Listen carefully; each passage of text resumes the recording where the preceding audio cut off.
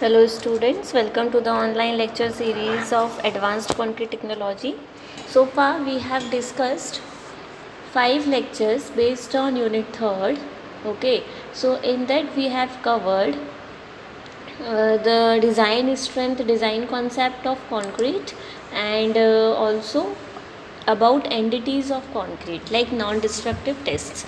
Okay, so what I was telling you about the entities of concrete, non-destructive testing of concrete. So in that we have covered so many methods based of entity like probe penetration test. Okay, then ground penetration radar method, probe penetration, break off maturity method. So in that maturity method is based on the concept of maturity of the concrete, which I have discussed in last lecture. Okay, in the lectures of unit 1. Okay, in that I have covered this concept, maturity concept. So in continuation with these lectures I am telling you 3 more entities of concrete. Okay, so let us start with the first topic of today's lecture, that is stress wave propagation method. Okay, so stress wave propagation test, what is it? So this is one of the non-destructive testing of concrete and which is based on stress wave. Okay, we have to induce stress in our concrete. So see, let us start, or let us read this one. See, tapping an object with a hammer or a steel rod is one of the oldest form of non-destructive testing based on stress wave propagation. So you have to tap an object means a specimen with a hammer. You can tap with hammer or else with steel rod. Okay, so you have to tap this specimen. So depending on sound, whether it is high pitch or low pitch, okay, the integrity of the member can be determined. So means you have to analyze the sound, okay, which is coming out from the specimen after tapping with hammer or steel rod. So a disturbance on a solid object causes the entire body to respond by linear and angular acceleration. So like this stress waves will generated if the deformation in the elastic range and applied force changes with time, such as piezoelectric transducers or the collision of the two solid bodies, then you can say stress waves are induced. Now stress waves are generated. So see, stress waves propagated in a solid body are of two types. First is compression wave, which is denoted by P. Okay, compression wave which is denoted by P, and shear waves which is denoted by S. So S wave means shear waves and P waves means compression waves. Okay. Now, where P stands for compression waves, which is parallel to the direction of propagation, okay, which produces compressive or tensile stress. See, you can see the video through YouTube as well about this propagation waves. Okay, so P is parallel to the direction of propagation which produces compressive or tensile stress. As I told you, this P stands for compression waves, no? So it produces compressive or as tensile stresses. Okay, and S is what stands for S? S stands for shear waves. Okay, so which is perpendicular. See, P parallel रहेगा and S perpendicular रहेगा. Okay, to the direction of propagation. जिस direction में propagation हो रहा है, stress propagation, ठीक है, उसमें आपको parallel क्या रहेगा? P, that is compression waves, and shear waves क्या रहेंगी? perpendicular रहेंगी, which produces shear stress. So likewise in our specimen, compressive stresses, tensile stresses and shear stresses are produced. So now the next is Rayleigh wave, or you can denote this by R wave. Okay, propagation along the surface. So along the surface, parallel to the surface and perpendicular to the surface. So these are likewise 3 waves will be there. So stress waves is obtained by equation. So this is the equation by which you can obtain stress waves. Okay, wave velocity, wave frequency and length. So likewise you can calculate this one. Then it depends upon elastic properties and density of material used. आपने किस तरह का material use किया है, density क्या है, so that depends on these things. So in an infinite elastic body, the velocity of p waves and shear wave velocity is computed by this one. So likewise here are the notation of these terms. Okay, so likewise you can calculate Cp, this one. Now when a stress wave traveling through material 1 is incident on the interface between a dissimilar material 2, so there will be two material which are not similar to each other. A portion of incident wave is reflected. Okay, somewhat wave or some of the waves or the portion of wave which will be reflect. Okay, the amplitude of the reflection is a function of the angle of incidence and is a maximum when their angle is 90 degree. Okay, so reflection coefficient for a normal incident is given by the formula following this one. So where Z is the specific acoustic impedance of material.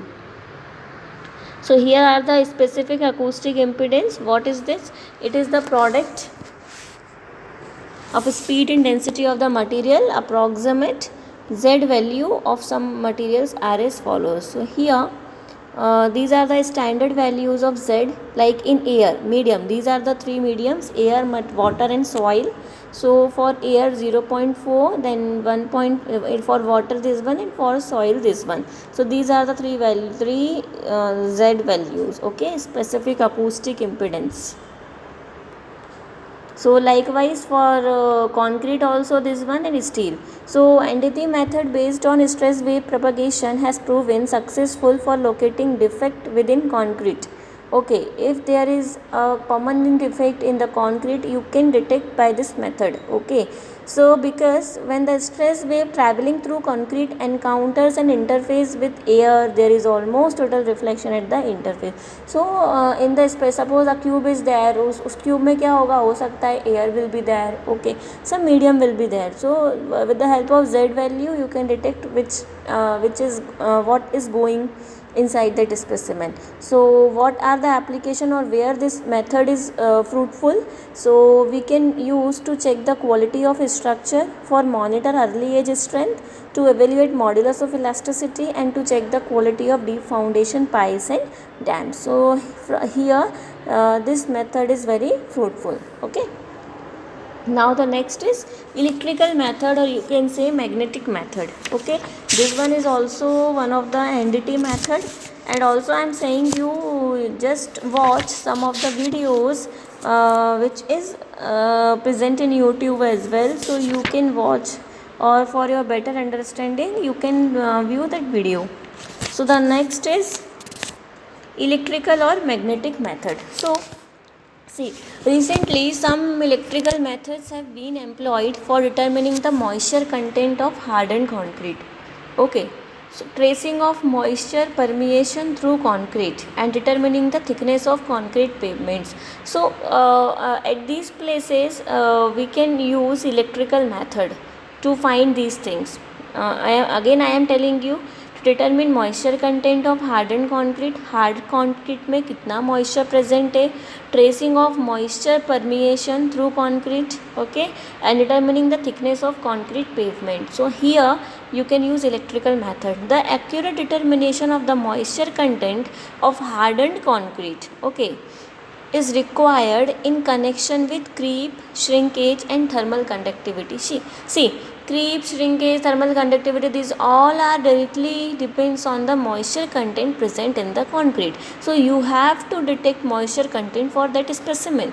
Okay, so the fact that dielectric properties of hardened concrete change with changes in moisture content. Okay, so the dielectric properties hardened concrete की change होती है कैसे, if the fluctuation in moisture content, okay, is present or is there, so you can use dielectric properties to find out the moisture content. So electrical resistivity method, okay, have been used to find out the thickness of concrete pavements. The method is based on the principle that the material offers resistance to the passage of an electric current. Okay, see this one, the most important line in this method. What is the principle? Okay, so the principle is the material offers resistance to the passage of an electric current. If you pass electric current to the specimen, then it will resist. Okay, so a concrete pavement has resistivity characteristics that is different from that of the underlying subgrade layers. Okay, so underlying subgrade layers जो हमारा pavement में होता है, okay, has a resistivity characteristic. Okay, so that is different from that of the means that is entirely different from the underlying subgrade layers. Okay, so a change in the slope of the resistivity versus depth curve is used to estimate the depth of the concrete pavements. So how will you estimate the concrete pavement depth? So a change in the slope of the resistivity versus depth curve, you can find out the concrete pavement depth. Okay, so just see a picture.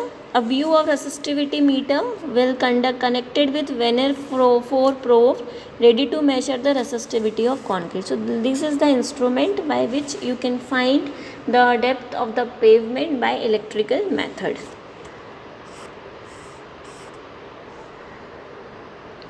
Just read this one, what is written in this book.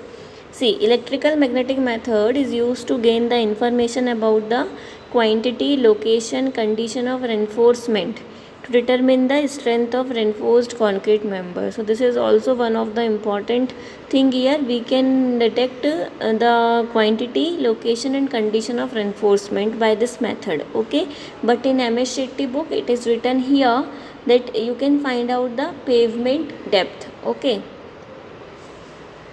concrete pavement depth. So you can find this one also. So a convermeter is used to locate reinforcing backs and estimate the diameter and depth of the cover. Okay, so here also diameter and depth of the cover you can use, you can detect. It is based on interaction between bars and low frequency electromagnetic fields.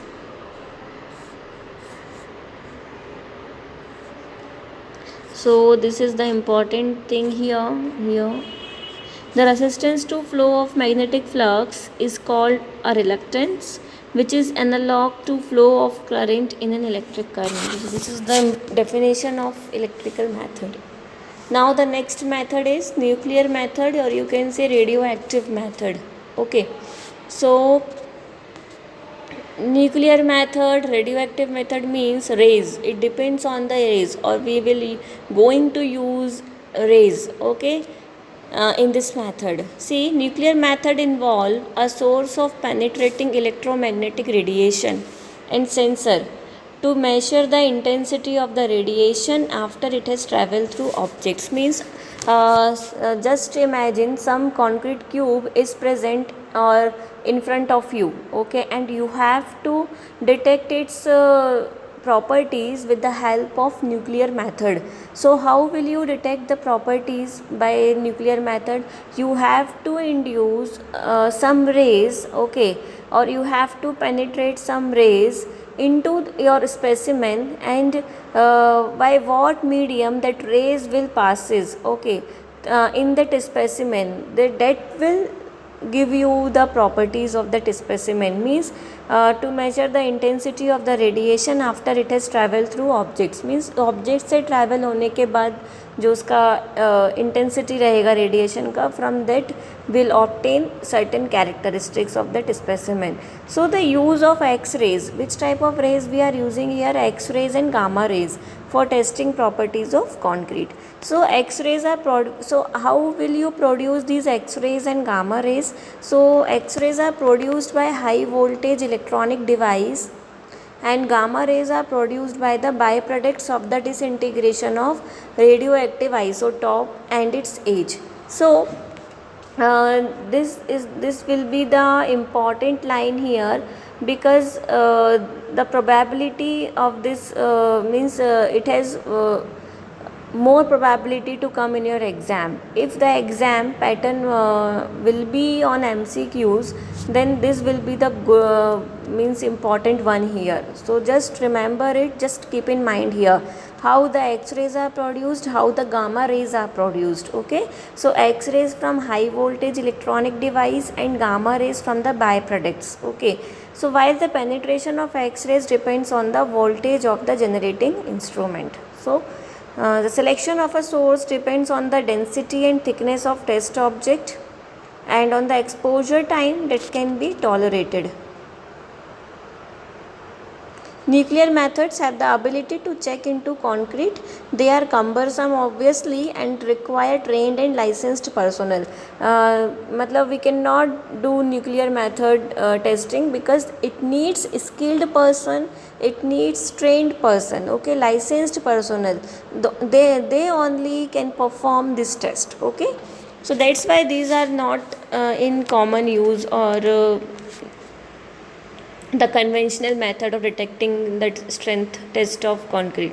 So testing across the full thickness of a concrete element is particularly hazardous and require extensive precautions, skilled personnel obviously, and the X-ray equipment are more dangerous because of using high voltage. So that's why these are some little bit dangerous. So means generally we are not using this method, and this method can be performed under skilled personnel only, in supervision of skilled personnel. Okay, so the most intense source is cobalt 60, which can be produced to penetrate up to 500 mm of concrete. See the last point, for the members of thickness 150 mm or less, iridium 192 or cesium 137 can be used. These are the radioactive elements. No, now the application to measure the in situ density of structural concrete, both fresh and harder. To measure the thickness of concrete slab, to locate reinforcing bars, to locate voids in grouted post-tensioning ducts. Okay, so these are the applications. Now the last method in your syllabus is infrared thermographs. Okay, so what does it? Infrared thermographs. So this is a technique to locate defects near surface by measuring surface temperature. It is a technique to locate defects, okay, near surface by measuring surface temperature. Infrared thermographs. It has been found more capable for detecting delamination in bridge decks. Okay. It works on two principles. The first is surface emits electromagnetic radiation with an intensity depends on its temperature. So means temperature plays an important role here. Presence of an anomaly having lower thermal conductivity than the surrounding material will be interfere with the flow of heat and alter the surface temperature distribution. Okay, so the difference between surface temperature at various points can be measuring using a sensitive infrared detection system similar to a video camera. So we have to measure the difference in temperature, okay, at different points. The output of the system in the form of thermographic, that's why we are calling it this as thermographs. Thermographs means it's related to temperature. So using so the output of the system in the form of, जो output रहेगा, जो result रहेगा वो कैसे रहेगा, thermographic image रहेंगे of temperature difference, कहाँ कहाँ पर कितना कितना temperature है. So you have to detect temperature at various points, okay, then it will give a thermographic image.